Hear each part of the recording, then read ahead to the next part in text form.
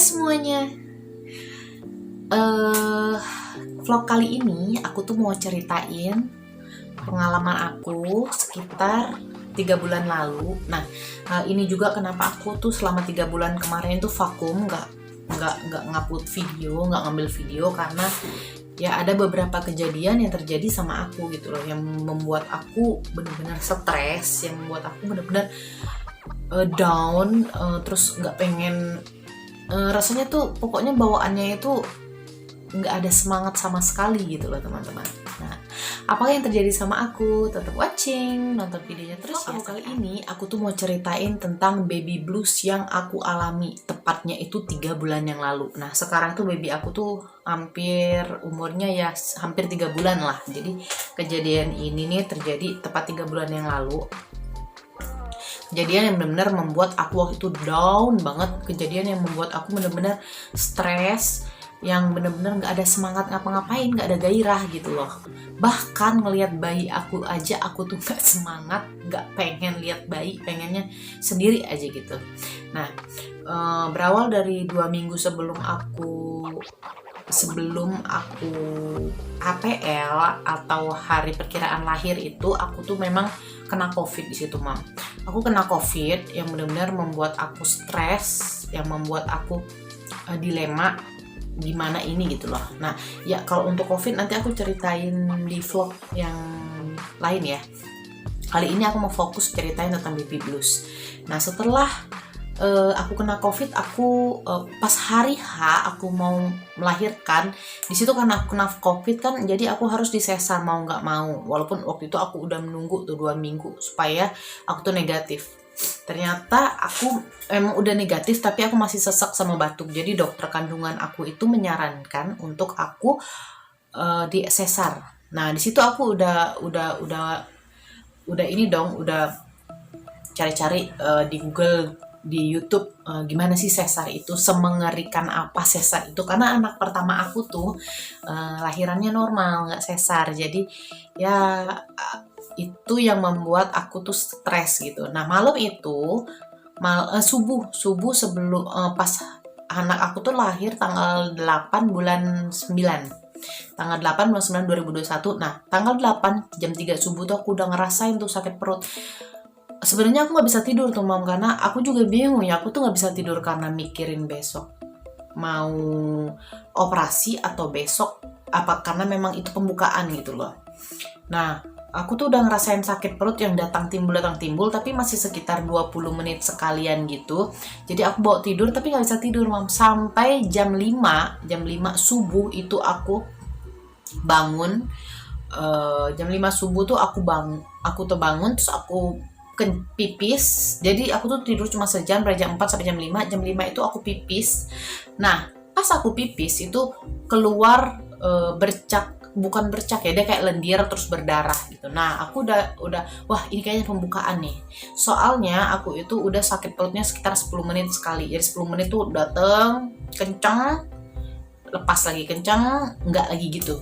Nah, udah dong jam 7, karena aku udah janjian sama dokter kandungan aku itu jam 8 aku harus di rumah sakit. Nah, jam 7 aku masih sarapan, tapi aku nggak bisa sarapan lagi karena sakitnya itu udah per 5 menit sekali. Jadi dari jam 5 itu masih 20-an menit, terus jam 7 itu udah per 10 menit sekali. Aku makan tuh paling hanya 3 sendok karena aku harus operasi dong siangnya, jadi aku tuh harus makan terakhir ya pagi. Jadi aku makan dulu, terus sampai rumah sakit itu jam 8. Pas jam 8 itu aku masuk ke ruang bukan oka ya, ruang apa sih aku lupa deh, pokoknya ruang kebidanan gitu. Nah, karena rencananya mau disesar kan, jadi mau dipasang kateter, mau diperiksa-periksa, ambil darah gitu segala macem. Pas diperiksa sama bidannya itu aku udah bukaan 6, teman-teman. Jadi memang udah nggak sempet lagi untuk disesar. Dokternya bilang gini, kayaknya nggak bisa disesar deh, langsung aja normal karena sebelum jam 12 ini kayaknya udah keluar kalau bukaannya bagus. Nah, di situ aku bingung dong, aku takut juga karena aku juga masih sesak kan karena batuk pasca COVID. Jadi masih batuk itu, aku bingung. Terus sakit tapi nggak sesakit yang anak pertama sih, karena anak pertama aku kan dulu kan dirangsang gitu loh, dia apa sih namanya, aduh aku lupa deh, pokoknya di karena nggak pembukaannya lama. Nah kalau ini anakku yang kedua ini jam 8 aku masuk, terus jam 9:10 menit setelah ketuban pecah, aku tuh ngerasain banget ketubannya pecah pas sakit, terus tes bunyi dalam perut aku. Nah itu sebentar langsung jam 9:10 bayinya keluar, jadi nggak lama banget, hanya 1 jam 10 menit aku di rumah sakit bayinya keluar, Mams. Nah di situ happy dong, aku kasih tahu teman-teman aku kasih tahu suami, karena by the way suami aku kan kena covid, jadi dia nggak bisa nemenin aku tuh melahirkannya sendirian. Jadi suami aku di belakang aku di parkiran rumah sakit gitu loh, dia di parkiran rumah sakit nungguin aku, kami via video call, dia ngeliat anak pertamanya via video call. Nah udah dong, aku happy dong ya, melahirkannya gampang, cuma 3 kali ngeden, terus aku aku happy, terus pulang. Pas sampai pulang itu aku di kamar sendirian, karena suami aku itu kan lagi covid sama anak aku yang pertama, jadi aku tuh ngurus bayinya sendirian. Dan bayi yang kedua ini luar biasa nangis terus, Mom. Karena aku tuh kaget kali ya, karena anak aku yang pertama itu dulu itu nggak pernah nangis. Jadi anak aku yang pertama itu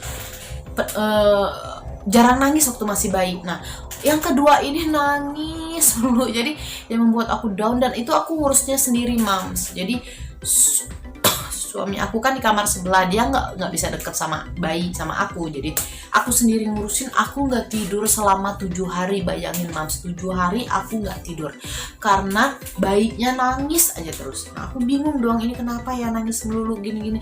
Pagi juga aku sampai di hari ke-7, seminggu setelah aku melahirkan, 1 minggunya itu muka aku bengkak, tangan aku bengkak, semua aja bengkak, Mom. Ternyata pas aku ke rumah sakit aku dirawat lagi. Kenapa? Karena aku kena darah tinggi. Kenapa ke darah tinggi? Karena aku stres, bayinya nangis terus aku jaga bayinya sendirian karena suami sama anak aku lagi covid. Jadi aku jaga sendirian, aku stres, akhirnya aku kena preeklamsi. Jadi setelah melahirkan aku kena preeklamsi. Terus dimasukin kateter gitu ya, di lubang itunya, jadi dikeluarin air dikeluarin urinnya itu banyak banget, 10 liter dari badan aku dikeluarin semua. 3 hari aku di rumah sakit, aku keluar. Nah setelah itu aku ngerasa kok aku nggak happy ya, ngurus bayi ini kok nggak happy. Aku ngeliat bayi itu nggak ada rasa wah aku punya bayi itu, nggak sama sekali, Mams. Aku tuh nggak sama sekali ngerasain seneng gitu loh. Aku ngerasain kok pusing banget kalau bayinya udah nangis tuh, rasanya kepalanya tung. Pernah nggak sih ngalamin gitu? Waktu itu aku ngalamin gitu banget, pusing, nggak pengen ngeliat bayi. Aduh, kalau bayinya nangis pengen dibejek aja gitu rasanya ya waktu itu ya. Aku juga bingung kenapa. By the way, suami aku waktu itu udah negatif, tapi aku tuh, dia udah bantu jaga, adek aku juga bantu jaga, tapi tetap aja aku stres. Pagi-pagi aku tuh nggak ada semangat buat jalanin hari ini, nggak ada semangat lihat bayi aku, stres. Pokoknya nggak ada semangat sama sekali. Ngeliat bayi nangis itu rasanya kepala aku mau pecah, bayangin, Mom, rasanya tung, aduh, minta ampun. Nggak tahu kenapa, sebenarnya sayang tapi gimana ya, nggak ada juga yang bikin stres. Suami nggak bikin, dia bantu aku loh, waktu itu pun ada kami punya asisten yang bantu mandiin bayi, masak, nyapu, segala macem. Aku ya tinggal duduk aja gitu, palingnya ganti-ganti baju bayi. Terus nggak tahu kenapa gitu, aku tuh stres, aku pusing aja gitu loh dengar suara bayi. Nah aku googling dong, apa sih yang terjadi sama aku. Dan di situ aku di Google itu aku lihat, ternyata itu namanya preeklamsi. Di YouTube juga aku cari, ternyata aku tuh kena bukan preeklamsi, tapi aku kena 3 hari kemarin juga. Dokter tuh udah bilang ibu itu kena baby blues gitu. Suaminya kalau bisa membantu gini-gini, suami aku udah nasihatin itu, padahal suami aku nggak salah, guys. Suamiku tuh baik banget, dia tuh bantu banget, dia jagain bayi malam, kami jagain sama-sama. Tapi nggak tahu kenapa aku aja gitu, aku yang ngerasa nggak pengen punya bayi. Kok kenapa sih rasa-rasanya ya, maaf ya, kenapa sih aku harus melahirkan, kenapa sih harus ada bayi ini ganggu hidup aku deh, bayi ini nih, ya ampun semenjak ada ini nih aku jadi stres, ya ampun semenjak ada ini aku tidurnya nggak nyenyak, hidup aku jadi berantakan gitu loh. Perasaan aku pada waktu itu, aku tuh merasa aduh bayi ini bencana deh gitu. Nah, aku WA dong temen aku yang psikiater, ada temen aku yang lulusan psikolog gitu, jadi dia sedikit banyak bisa ngasih masukan, ngasih itu kalau begini gini memang banyak, nggak cuma aku, dia bilang nggak cuma aku, tapi hampir 80% ibu-ibu yang sudah melahirkan itu akan mengalami baby blues, karena dia hormon kita tiba-tiba berubah gitu mam. Jadi dari hormon kehamilan jadi berubah ke hormon kita yang biasa lagi, itu butuh proses yang benar-benar membuat badan kita tuh bingung gitu loh, ini apa, jadi sampai ke otak kita, jadi kita stres gitu. Ditambah aku itu ngurus bayi sendiri karena mama aku tuh udah nggak ada lagi. Kalau anak aku yang pertama itu mama aku yang urus, jadi aku ada rasa tenang dong. Kalau sekarang aku ngurus sendiri, mertua aku jauh, mama aku udah meninggal, jadi ya ini pengalaman yang benar-benar membuat aku membuat aku nggak akan aku lupain seumur hidup. Aku stres. Nah, ada video waktu itu aku bener-bener ngendong bayi sambil nangis, bener-bener masa-masa yang bener-bener luar biasa. Ini dia videonya.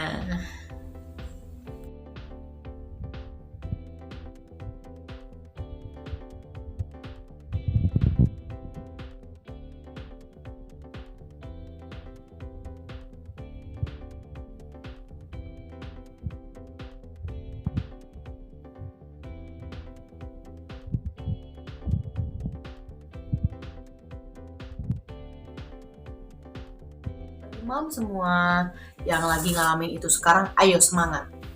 Ini akan berlalu. Ini nggak akan lama kok, Mom. Paling ya seminggu 2 minggu kita boleh lah merasa. Kalau kita udah merasa bener-bener down, itu harus butuh bantuan. Harus ngomong sama suami, saudara, adik, kakak, atau siapapun yang temen, atau siapapun yang bisa menyemangati Mom semua. Jangan sampai sendirian. Kalau sampai sendirian itu sangat bahaya, Mom. Bisa depresi pasca melahirkan itu dia akan panjang. Kalau Mom udah merasa aduh aku sendiri, aku benci sama bayiku, itu udah boleh curhat sama, langsung cari deh orang yang bisa Mom ajak curhat. Kalau suami nggak bisa, cari temen atau saudara, adik kakak Mom, atau teman-teman, atau semua atau yang bisa diajak curhat lah gitu. Nah, intinya itu kita harus mengeluarkan perasaan kita, ajak suami juga, bantu aku dong gitu, agar kita nggak sendiri. Kalau kita sendiri itu bahaya banget, Mam. Nah, aku harap semua moms di sini yang lagi ngalamin baby blues itu, ayo bangkit. Aku juga bisa dok. Aku aja bisa kok. Itu akan berlalu. 2 minggu udah selesai. Nah, dalam 2 minggu itu Mama harus cari bantuan. Harus ngobrol. Harus paling nggak ya ajak suami jalan-jalan lah keluar rumah gitu. Biar nggak stres jaga bayi sendiri. Memang jaga bayi luar biasa, menguras energi, dan yang paling parah itu menguras psikologis kita, itu membuat wah gitu. Nah, sekarang bayi aku udah umurnya 3 bulan, dan aku dari umur 2 bulan semenjak aku terapin itu, aku ceritain ke temen aku ceritain ke saudara aku gimana ini.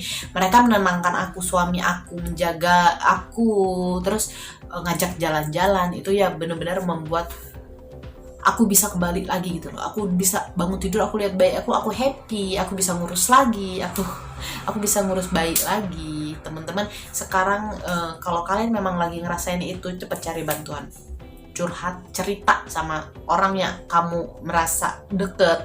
Nah, cari bantuan secepatnya, pokoknya jangan sampai mengalami depresi, itu sangat berbahaya. Nah, itu adalah pengalaman aku baby blues setelah melahirkan yang benar-benar nggak enak sama sekali. Nah, udah dulu ya, Ma, video saya selanjutnya.